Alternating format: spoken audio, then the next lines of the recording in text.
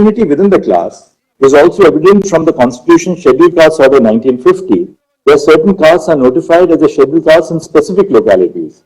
For example, in the state of Madhya Pradesh, of the 25 castes, only 9 are scheduled castes throughout the state. The criteria used to identify the scheduled caste itself indicates that the endeavor was not to include all castes that suffered from identical forms of untouchability. The state, in exercise of the power in the Articles 15.4 and 16.4, can further classify the scheduled caste. The first prong of the test for subclassification is whether the scheduled caste form a homogeneous group, integrated class for all purposes. We have held above that even if Article 341 creates a deeming fiction, the provision does not create an integrated class that cannot be further subclassified. The provision only puts certain castes or groups or parts of them into a group called the scheduled caste. The castes or groups within the scheduled caste form an integrated class for the limited purpose of constitutional identification. They do not form an integrated class for any other purpose. We have also established through historical and empirical evidence that the scheduled castes notified by the President under Article 341 are a heterogeneous class where groups within the class suffer from varying degrees of social backwardness. But the first test is satisfied. The state, in exercise of its power in Articles 15 and 16, is free to identify the different degrees of social backwardness and provide special provisions such as reservation to achieve the specific degree of harm identified.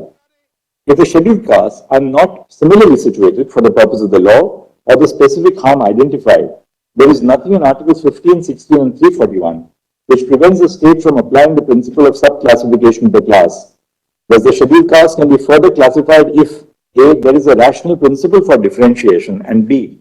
If the rational principle has a nexus with the purpose of subclassification. The scope of subclassification of the scheduled caste is summarized below. A.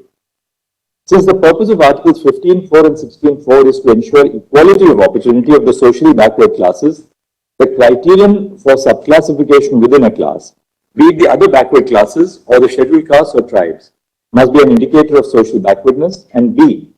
Since the state can use any yardstick to determine inter se backwardness, it is not necessary that the criteria for subclassification and the criteria used to distinguish the class from the other classes must be the same.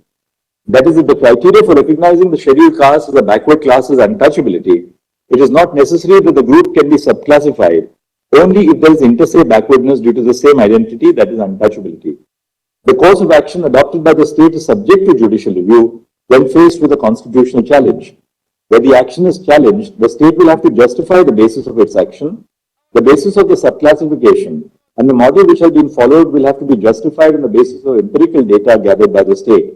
In other words, while the state may embark on an exercise of subclassification, it must do so on the basis of quantifiable and demonstrable data bearing on the levels of backwardness and representation in the services of the state.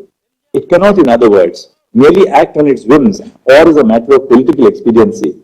The decision of the state is amenable to judicial review. A. The objective of any form of affirmative action, including subclassification, is to provide substantive equality of opportunity for the backward classes.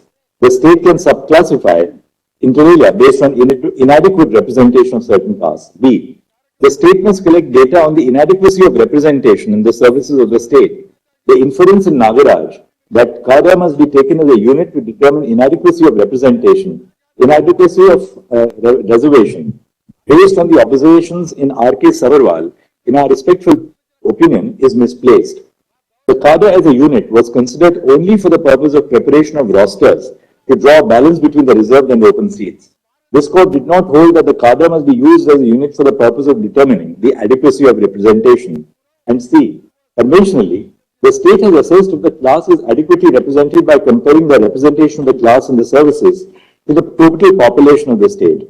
However, adequacy of representation, when determined purely from a numerical perspective, without accounting for factors such as representation vis-a-vis posts, would dilute the purpose of the provision.